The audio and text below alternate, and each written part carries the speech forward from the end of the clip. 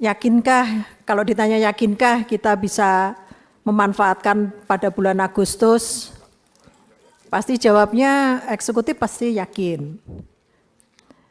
Nah kita ini lihatnya di media, maka kita ini nggak yakin kalau itu mampu untuk dimanfaatkan. Padahal undang-undangnya sudah harus pindah ke sana. Terima kasih pimpinan dan anggota yang terhormat, Bapak, Ibu, Pak Menteri dan seluruh jajaran yang saya hormati. Yang pertama saya ingin meminta informasi terkait dengan IKN, Pak. Kita di Komisi 5 ini tidak pernah tahu gambarannya seperti apa sebenarnya sampai detik ini. Kita taunya dari media, baca media. Untuk itu tolonglah, barangkali kita diberikan gambaran lewat slide-nya, sarana prasarannya sampai sejauh mana, kemudian bangunan-bangunannya kayak apa. Yakinkah, kalau ditanya yakinkah kita bisa memanfaatkan pada bulan Agustus? Pasti jawabnya eksekutif pasti yakin. Nah kita ini lihatnya di media, maka kita ini nggak yakin kalau itu mampu untuk dimanfaatkan. Padahal undang-undangnya sudah harus pindah ke sana. Gitu. Oleh karena itu saya mohon dengan hormat, berikan kami informasi secara utuh untuk IKN. Termasuk anggaran-anggaran yang ada di tahun 2024 ini, kita juga nggak tahu dari 2024, nah kan ini terpisah semua, anggaran untuk Bina Marga sekian, untuk Cipta Karya sekian, yang terrealisasikan masing-masing. Itu kalau di global, di total semua itu total anggarannya sekian, kemudian yang sudah terrealisasi sekian, yang belum itu karena apa? Apakah karena faktor teknis atau karena faktor lain-lain? Mohon dengan hormat. Karena kalau saya perhatikan kan kebutuhan dari infrastrukturnya luar biasa di sana ini. Dan kalau melihat gambaran-gambaran yang diberikan di media itu kayaknya kita melihatnya masih begitu-begitu gitu.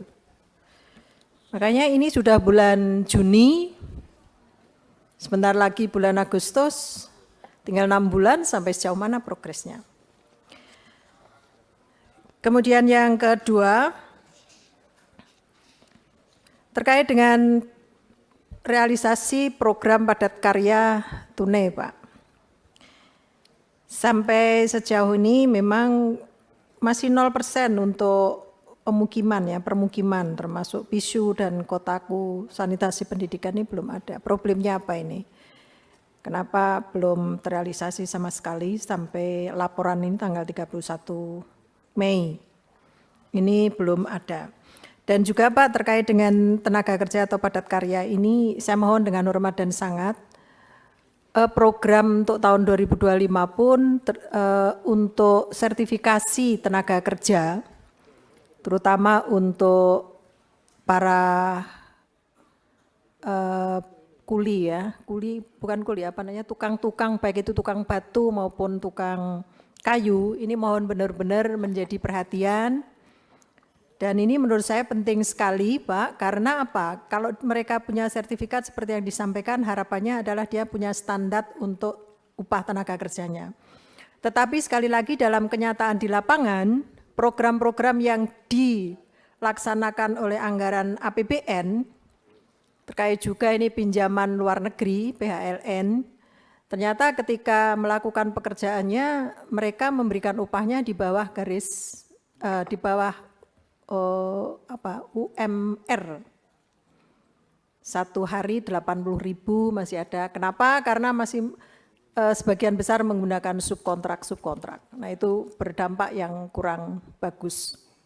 Oleh karena itu pelatihan ini menjadi satu hal yang penting menurut saya, baik di bidang PUPR-nya itu sendiri, Bina Marga maupun dari sumber daya air, ini menurut saya juga penting untuk hal tersebut. Mohon ini menjadi perhatian, karena sebagian besar tenaga-tenaga itu tidak mendapatkan keamanan di dalam melakukan kegiatan-kegiatan, terutama kegiatan-kegiatan yang berhadapan dengan bahaya-bahaya termasuk kecelakaan kerja. Dan biasanya tidak diberikan asuransi itu. Nah ini sebagai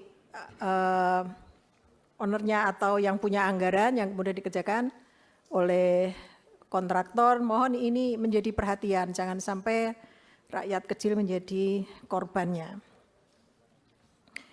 Kemudian tahun 2025, yang pertama bidang sumber daya air. Ketika dirjennya masih Pak, siapa yang baru pensiun? Dirjen sumber daya air. Pak Jarot, Bu. Pak Jarot, ya. Saya ingat betul waktu itu di Bandara Doho Kediri, itu akan ada program yang namanya bukan penyederhanaan ya, ada 6 sungai yang kemudian dibuat hanya 2 sungai kalau nggak salah, sungai besar, yang itu tujuannya supaya tidak banjir di sana. Sehingga itu alirannya apakah nanti dibawa ke Semantok atau Semantok Nganjuk atau di tempat lain, itu secara teknis saya kurang paham.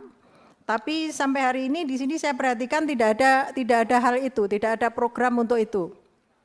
Ini yang ada Sungai Lamong dan di Jawa Timur hanya Sungai Lamong dan Sungai Buntung, saya kurang paham ini Sungai Lamong dan Buntung itu di mana. Itu enggak ada, padahal ini penting menurut saya supaya tidak banjir. Itu sudah benar-benar disampaikan oleh Pak Dirjen waktu itu, tapi ternyata 2004 juga enggak ada, 2025 juga tidak ada. Saya mohon Pak ini kembali. Kemudian berikutnya adalah jembatan gantung. Jembatan gantung ini menurut saya sangat dibutuhkan, sangat-sangat dibutuhkan. Kalau kita melihat media, apakah itu media lama atau baru, terutama di luar Jawa yang sungai-sungainya besar, kemudian menghubungkan daerah yang satu dengan yang lain, kemudian anak-anak sekolah melalui hal tersebut dengan kondisi jembatan yang kurang bagus, tolong Pak dari Bina Marga ini kalau ada hal semacam ini tolong langsung dilihat, disampaikan, kemudian dianggarkan secepatnya atau dilakukan untuk melakukan pembangunan hal tersebut. Menurut saya ini mengingat kebutuhan dari jembatan gantung ini sangat besar juga, maka ini juga perlu mendapatkan perhatian. Dari sudut jumlah juga perlu untuk ditambah. Selanjutnya dari Bu Cipta Karya. Ibu, seingat saya tahun kemarin Ibu sudah memberikan sen gitu ya untuk pembangunan tahun 2023 kalau nggak salah. Pasar Kesamben yang kebakar habis, yang Ibu juga udah ada yang kita kunjungan ke sana, Komisi 5 kunjungan ke sana. Ini juga enggak ada, anggarannya juga belum ada sampai hari ini dan kami sudah mengajukan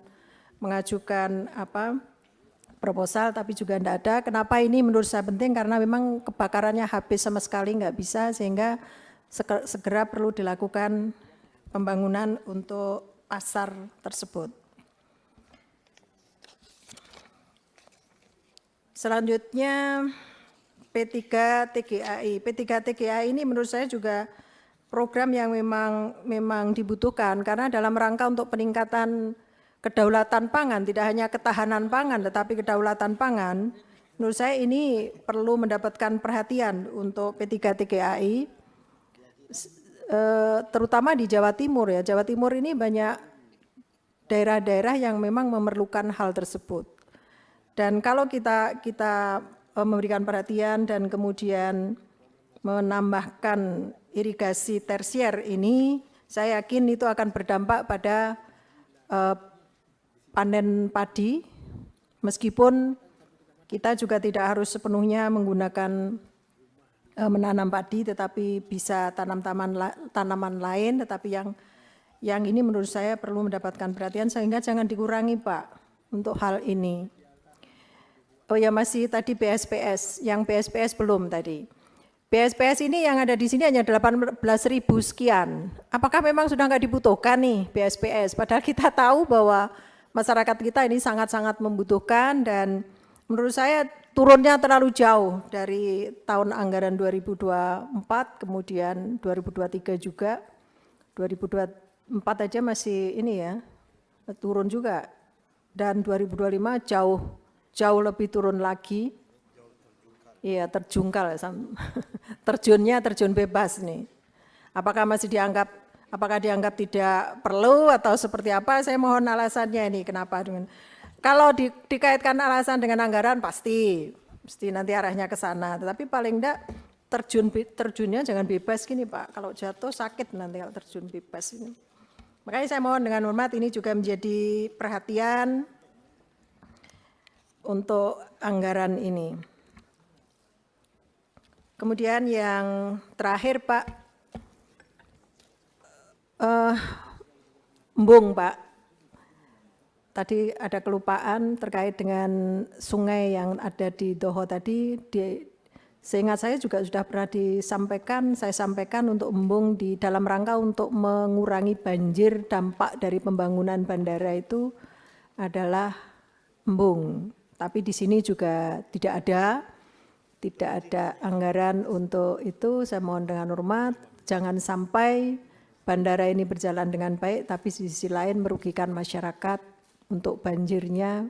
Kalau banjir itu luar biasa Pak di situ, karena agak tinggi kan, Doho itu agak tinggi, kemudian tidak mampu menampung sungainya yang memang perlu dinormalisasi, tapi sampai hari ini juga belum. Yang tadi saya sampaikan itu akan dibuat sungai baru, bukan sungai baru, akan menghubungkan 4 sungai menjadi 2 sungai, sehingga mohon dengan hormat embungnya ini juga menjadi perhatian. Terima kasih pimpinan. Assalamualaikum warahmatullahi wabarakatuh. Terima kasih Bu Sri.